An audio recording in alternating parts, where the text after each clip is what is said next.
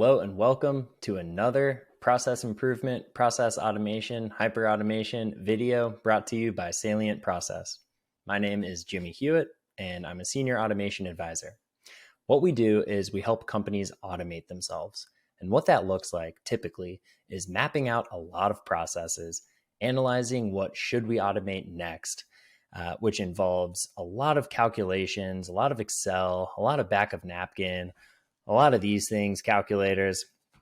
Who has time for all of that?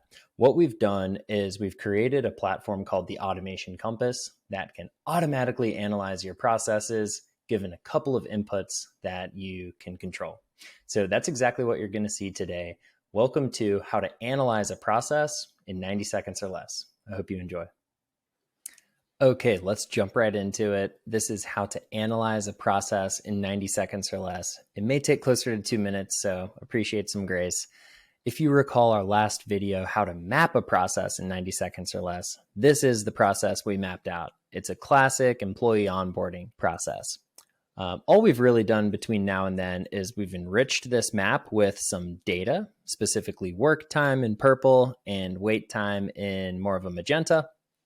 We've also created a future state process. We need something to analyze, something to compare the current state or the status quo to. So that is this future state process. What you'll notice is that we've automated several of the steps along the way, and we've brought this entire process into a managed or coordinated workflow platform. Key benefits of a workflow platform, of course, are automatically assigning tasks once the previous task has been completed, which is exactly why we have zeroed out our wait time. There is no waiting because the system, like a digital manager, is coordinating and orchestrating these work steps.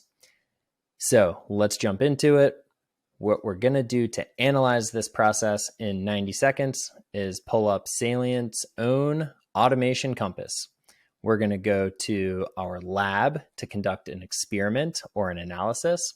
This integrates with Blueworks Live that we were just looking at. So I'm going to import our demo video process directly from Blueworks Live. Demo video, here it is. It's going to take a second to call that process in. We're going to take an action here to run a simulation. We're not really looking for financial ROI. What we're going to be really keen on is the cycle time reduction, getting that wait time down. So simulation description is how much time can we save with employee onboarding by infusing workflow management into our HR department. Forgive any typos. Okay, select the processes that you want to compare.